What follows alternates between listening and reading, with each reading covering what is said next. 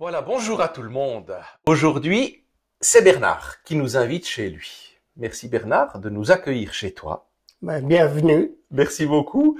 Alors Bernard, vous voyez, est un amateur d'avion, non? Non, de bateau. Non, seulement de bateau. Voilà. Donc avec Bernard, on s'est connus à Lourdes.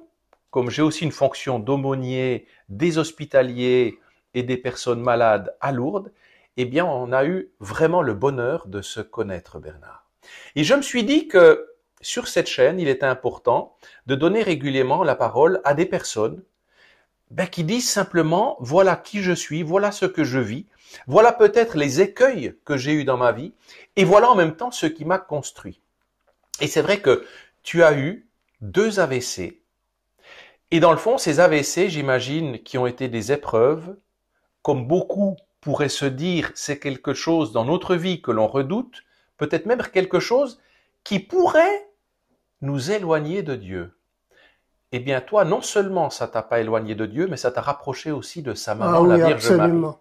Alors, raconte un peu ton histoire, Bernard. Mon histoire, c'est un garçon de Boncourt. Quand je suis sorti de l'école, j'ai repris la ferme familiale. Alors, Boncourt, dans le Jura, en Suisse. Oui. Je rappelle ça parce qu'on est suivi dans 11 pays actuellement. Oui, voilà. Et puis, j'ai été agriculteur donc pendant 30 ans. Les affaires ne marchaient pas. J'ai refait un apprentissage. J'avais la possibilité de refaire un apprentissage. Et c'est ce que j'ai fait. Je recommence un apprentissage de serrurier. Ça allait bien, ça se passait bien, mais 7 mois avant les examens, ça durait 4 ans, cet apprentissage. 7 mois avant les examens, j'ai eu un premier AVC, suite à une maladie auto-immune qui n'avait pas été détectée. Ça, ma foi, c'est souvent on détecte, c'est quand l'AVC arrive qu'on détecte la maladie. Et puis voilà, je suis resté hémiplégique, handicapé assez grave. J'ai fait à peu près 5 mois d'hôpital, de physio et autres. Et puis en 2014, quand je suis sorti de l'hôpital, ma mère souhaitait que j'aille à Lourdes. Moi, je voulais pas y aller. Je voulais vraiment pas y aller. Donc, ta relation à la foi à cette époque-là, tu étais plutôt un chrétien, un catholique, un petit peu non sur le pratiquant. papier ou non pratiquant? Non pratiquant, mais chrétien je l'étais. Oui. Mais non pratiquant. Et puis aller à Lourdes, moi je n'attendais rien. D'ailleurs, je suis toujours resté hémiplégique. Mais je n'attendais rien. Et puis il y avait quelque chose. Voilà le problème. Donc quand je suis monté dans le train, voilà, ma mère avait 83 ans, elle avait acheté le billet, elle avait tout acheté. Puis elle me dit, si tu n'y vas pas, c'est moi qui y vais. Alors tous mes autres frères et sœurs, on était 7 frères et sœurs dans la famille. Les 6 autres m'ont dit, tu feras pas l'idiot, tu fais pas le compte, tu vas à Lourdes et puis tu la fermes, tu te la coinces. Non, mais c'était exactement ça. Alors, je suis monté dans le train, il y avait des vieux, il y avait aussi pas mal d'éclopés. Puis je me suis dit, sauve-toi. Allez, tu descends du train, tu te sauves en courant. Seulement, j'avais pas ma valise. Ma valise était ailleurs. Je pouvais pas reprendre ma valise. Alors, je suis parti à Lourdes. Et puis là, à défaut de, comment dirais-je, j'ai eu vraiment des amitiés. Je me suis fait beaucoup d'amis et des vrais amis. Comme je disais tout à l'heure à l'abbé, c'est pas au PMU qu'on se fait beaucoup de copains. Tandis qu'à Lourdes, j'en ai eu beaucoup. Et souvent, avec ces personnes que j'ai connues à Lourdes, on s'écrit tous les jours. On s'écrit des petits mots, bonjour, bonne nuit, des petits trucs. Mais je suis resté en contact avec eux. Et puis parmi les gens que j'ai connus, bien sûr, il y a les hospitaliers, hospitalières. Je sais pas trop, j'oublie toujours les noms. Il y a Agnès, il y a toutes les Gabriel au féminin, au masculin. Mais au début, je suis tombé sur une personne très âgée.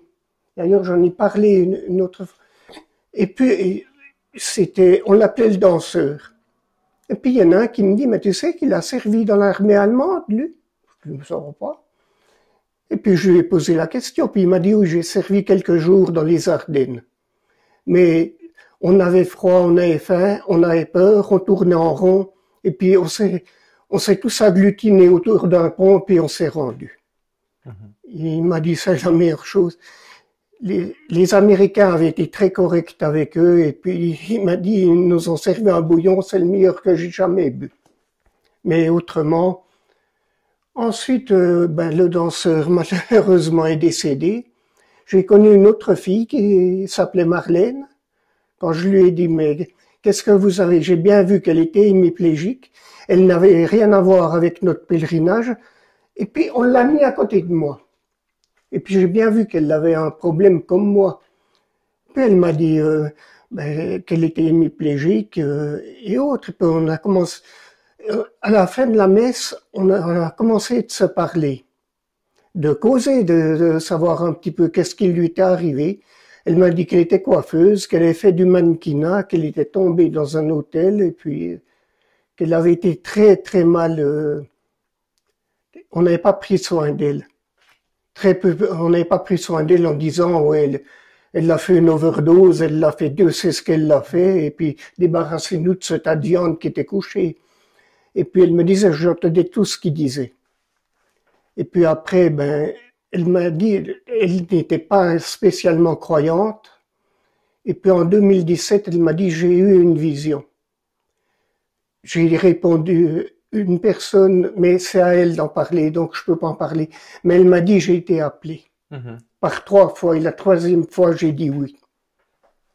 Et puis on s'écrit tous les jours alors avec elle. On s'écrit tous les jours, mais puis voilà. J'ai fait des bonnes rencontres à Lourdes. Je n'ai pas guéri, de loin pas.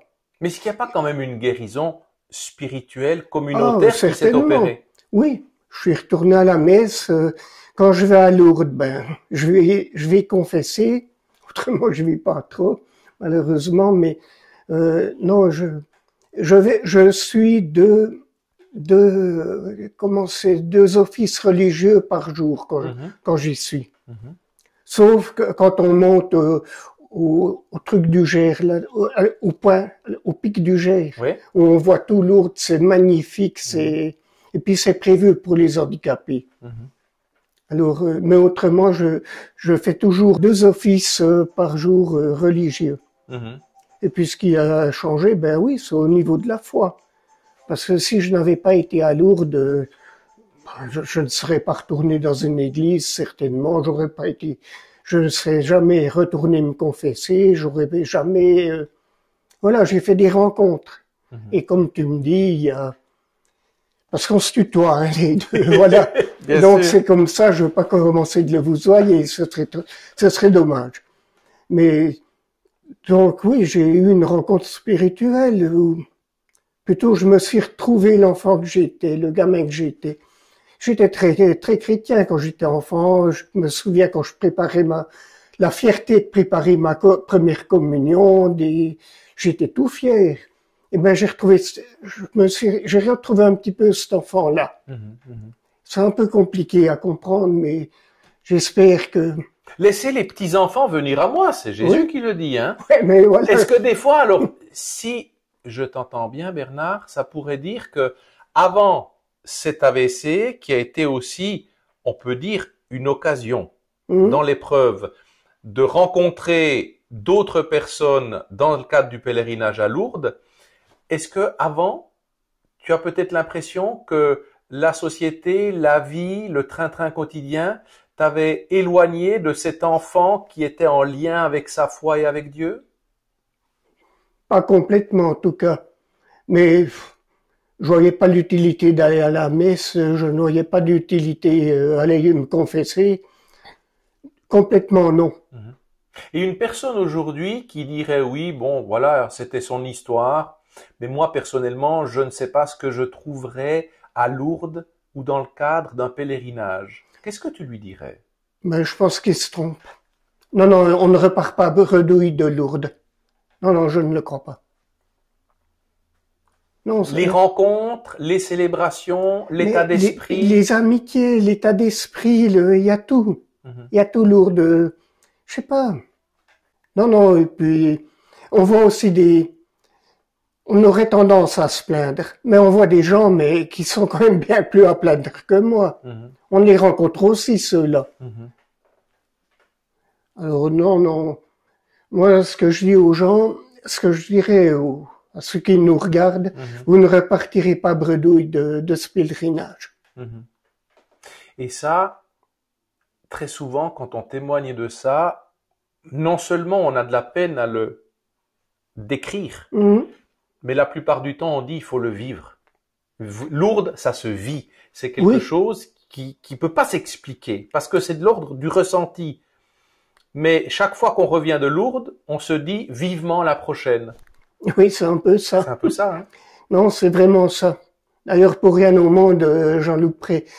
Bon, il y a aussi une chose, c'est que j'ai quand même eu pas mal de problèmes de santé, donc j'ai fait un premier AVC en 2013, un deuxième en 2017, et en 2020, je marchais tellement mal que je me suis fait opérer du dos, on m'a mis 2 brides et puis 4 vis pour un peu me retaper, pour me remettre un peu droit, mais Mhm, voilà, je marche mal et puis ça ne s'arrange pas. mhm, mhm.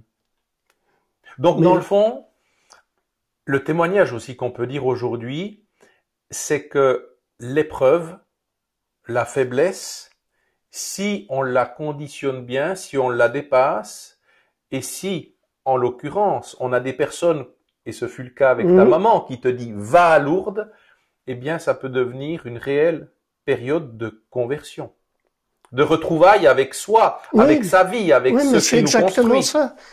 J'ai retrouvé le petit garçon que j'étais qui préparait sa première communion. Mhm, mhm, J'en étais tellement fier de ma première communion mhm. qu'on allait m'offrir une montre. Et le pire, c'est que j'ai jamais supporté les montres. D'accord. Je suis toujours comme ça si j'ai une montre. Hein. C'est, c'est ma foi, voilà quoi. Ouais, ouais. Mais Et je, puis, peut-être une chose aussi, euh, dans le monde d'aujourd'hui,